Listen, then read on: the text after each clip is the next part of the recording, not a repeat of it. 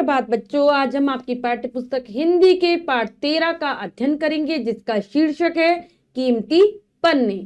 तो बच्चों, पाठ के माध्यम से लेखक ने हमें समझाने का प्रयास किया है, कभी भी हमें अपनी कॉपी किताबों को फाड़ना नहीं चाहिए, उनके पन्नों को व्यर्थ में इधर उधर नहीं फेंकना चाहिए। ये गलत होता है, हमें उनका उपयोग करना चाहिए और किसी भी चीज को व्यर्थ नहीं करना चाहिए। तो चलिए पाठ को पढ़ते हैं और जानते हैं कीमती पन्नों के विषय में। पाठ 13 कीमती पन्ने। प्रस्तुत पाठ के माध्यम से लेखक ने बच्चों को सलाह दी है कि उन्हें अपनी कॉपी किताबों के पन्ने नहीं फाड़ने चाहिए, बल्कि उन्हें गरीब बच्चों में बांट देना चाहिए। तो कॉपी किताबों के पन्ने हम कभी भी नहीं फाड़ेंगे। एक लड़का था जिसका नाम चिंटू था। चिंटू अपने माता पिता और दादाजी के साथ रहता था। ये कहानी है एक लड़के चिंटू की, जिसके घर में थे माता पिता और दादाजी। चिंटू का मन पढ़ाई में कम और खेल कूद में ज्यादा लगता था। हर समय उछलने कूदने और शैतानी करने में उसे बड़ा मजा आता था। तो पढ़ाई में उसका बिल्कुल भी मन नहीं लगता था। उसको ज्यादा अच्छा लगता था खेलना कूदना, उछलना कूदना, इधर उधर दौड़ भाग करना, शैतानी करना, ये सब करना उसे बहुत पसंद था। कॉपी के पन्ने फाड़ना तो उसकी आदत थी। वह कॉपियों से पन्ने फाड़ फाड़ कर कूड़ेदान में फेंक देता था। घर में सभी लोग उसकी इस आदत से परेशान थे। वे उसे समझाते कि कॉपी से पन्ने नहीं फाड़ने चाहिए। तो क्या आदत थी चिंटू की? शैतानी तो करता था, उछल कूद भी करता था, लेकिन उसकी गंदी आदत थी, वो अपनी कॉपी के पन्ने फाड़ देता था और उनको कूड़ेदान में फेंक देता था फाड़ फाड़ कर। सब लोग बहुत परेशान थे उसके इस व्यवहार से, उसकी इस आदत से। सब उसे समझाने का प्रयास करते थे कि कॉपी के पन्ने नहीं फाड़ने चाहिए, परंतु चिंटू तो चिकना घड़ा था। वह किसी की बात नहीं सुनता था। सभी सोच रहे थे कि चिंटू को कैसे समझाया जाए। तो बिल्कुल जो लोगों की बात सुन सुनकर चिंटू एकदम बेशरम हो चुका था। वो किसी की बात नहीं मानता था। सभी बहुत परेशान थे कि हम चिंटू को कैसे समझाएं कि वो कॉपी के पन्ने ना फाड़े। एक दिन जब चिंटू स्कूल से घर आया तो उसने देखा कि दादाजी ने कूड़ेदान का कचरा अखबार पर फैला रखा है। वे उस कचरे में से कुछ सामान बीन बीन कर अलग कर रहे थे। चिंटू चकित रह गया। तो एक दिन चिंटू अपने स्कूल से जब आता है, वो क्या देखता है कि जो उसके दादाजी हैं अखबार पर कूड़ेदान में जो कूड़ा होता है वो सारा कचरा फैलाकर बैठे हुए हैं और उसमें से कुछ ना कुछ सामान निकालकर अलग अलग करते जा रहे हैं। यह सब देखकर जो चिंटू है वो आश्चर्य में पड़ जाता है कि ये दादाजी क्या कर रहे हैं। उसके मन में कई सवाल आए। उसने दादाजी से पूछना चाहा, परंतु ठिठक कर रुक गया और कौतूहल वश अलमारी के पीछे छिपकर देखने लगा। तो बहुत सारे सवाल उठ रहे थे चिंटू के मन में, बहुत सारे प्रश्न आ रहे थे और वो दादाजी से उन्हें पूछना भी चाहता था। वे पूछना चाह ही रहा था फिर, लेकिन अचानक ठिठक कर यानी कि अचानक से वो रुक जाता है और कौतूहल वश यानी कि जिज्ञासा से अलमारी वहीं पर खड़ी हुई थी उसके पीछे छुपकर दादाजी को देखने लगता है। दादाजी ने पहले कागज उठाकर ठीक किए, फिर ऑलपिन और स्टेपलर के पिन के बचे हुए टुकड़े भी अलग कर लिए। तो दादाजी ने क्या किया, जो उसमें स्टेपलर के टूटी फूटी पिन पड़ी हुई थी और ऑल पिन पड़ी हुई थी, कागज पड़े हुए थे, उन सबको अलग अलग किया।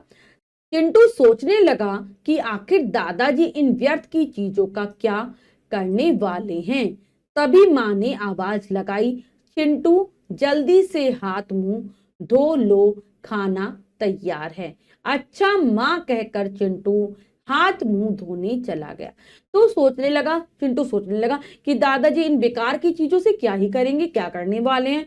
तभी उसकी माँ की आवाज आ जाती है कि चिंटू खाना तैयार हो गया है, खाना बन गया है, जल्दी से हाथ मुंह धोकर आ जाओ और खाना खा लो। चिंटू भी अपनी माँ को कह देता है अच्छा माँ, और हाथ मुंह धोने के लिए चला जाता है। कुछ ही देर में दादाजी और चिंटू भोजन करने लगे। थोड़ी देर में दादाजी भी खाने के लिए आ जाते हैं। दादाजी और चिंटू भोजन करने लगते हैं, खाना खाने लगते हैं। भोजन करके दादाजी अपने कमरे में चले गए, परंतु चिंटू की नजर तो सिर्फ दादाजी पर थी।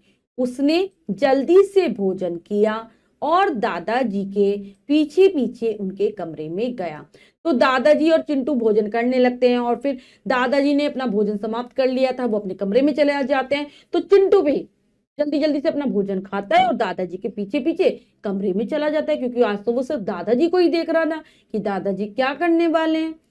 वहां दादाजी पुरानी कॉपियों के फटे पुराने पन्नों को कैंची से काटकर सही आकार दे रहे थे। तभी चिंटू के मुंह से निकला, अरे वाह। तो क्या देखता है चिंटू, दादाजी को जाकर जब कमरे में दिखता है कि दादाजी जो कॉपियों की जो पन्ने फटे हुए हैं उनको कैंची से काटकर सही आकार में लगा रहे हैं।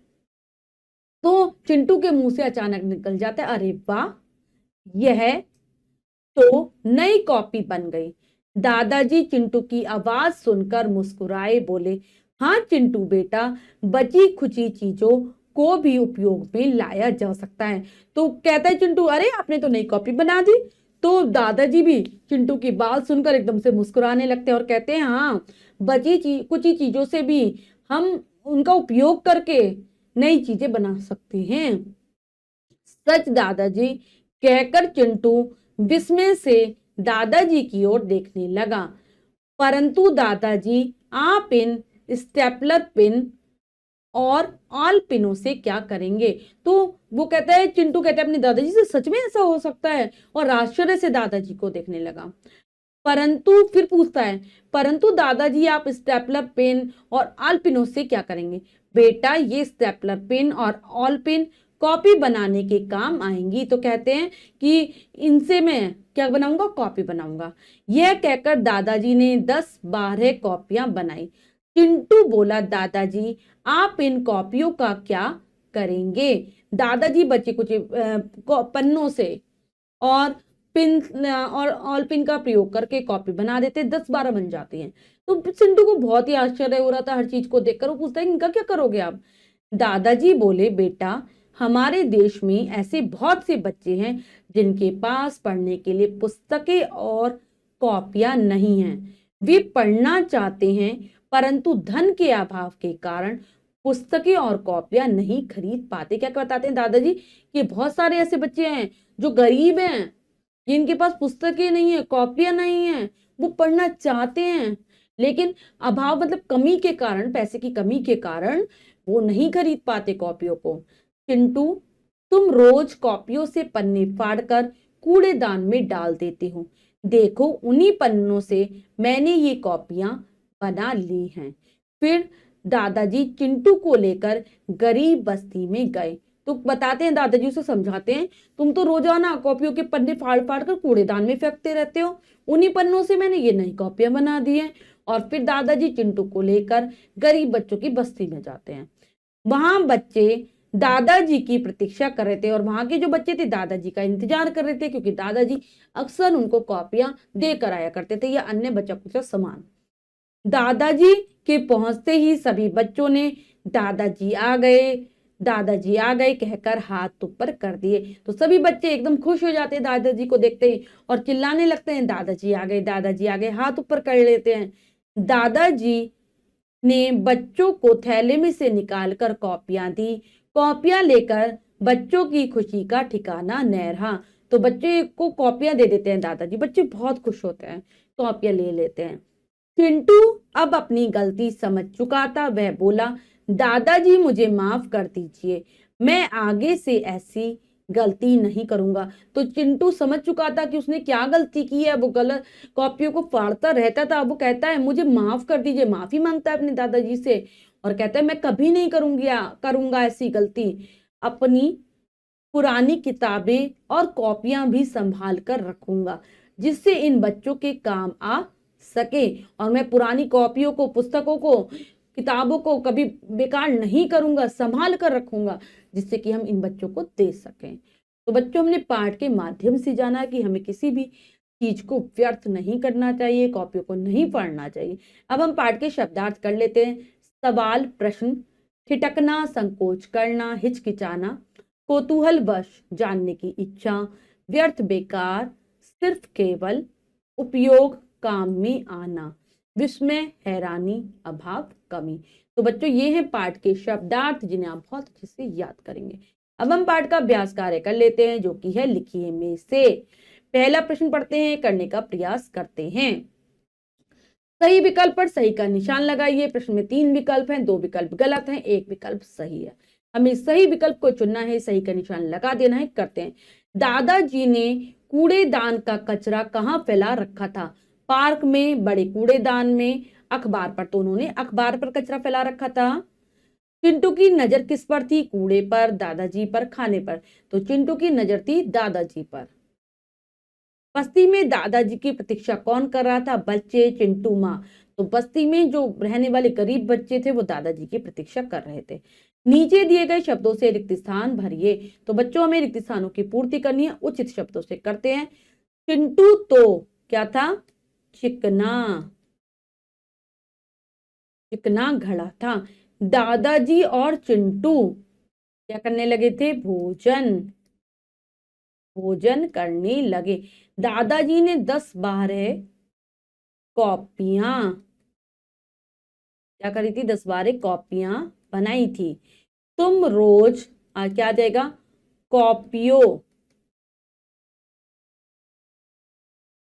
कॉपियों से पन्ने फाड़कर कूड़ेदान में डाल देते हो। कॉपियां लेकर क्या हुआ था?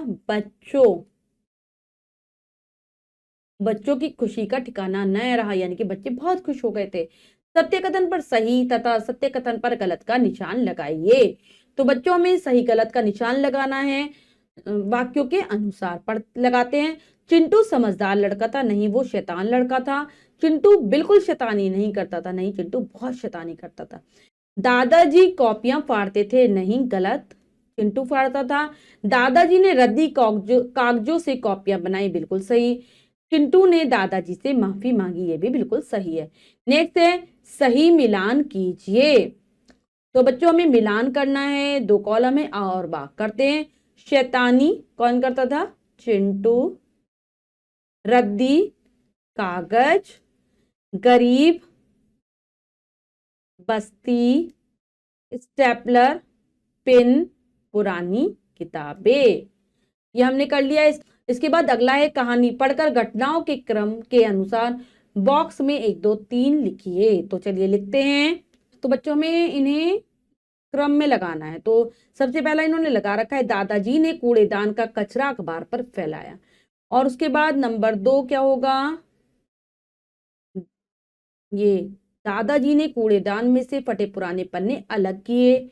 नंबर 3 दादाजी भोजन करके कमरे में चले गए। नंबर 4 दादाजी ने पन्नों को कैंची से काटकर सही आकार दिया। फिर उसके बाद नंबर 5 दादाजी चिंटू को लेकर गरीब बस्ती में गए। नंबर 6 दादाजी ने कॉपियां बच्चों को दे दी। नंबर 7 चिंटू ने दादाजी से माफी मांगी। तो ये हो गया हमारा क्रम। इसके बाद अगला प्रश्न है किसने किससे कहा। तो बच्चों हमें बताना है वाक्य किसके द्वारा और किसको कहे गए हैं।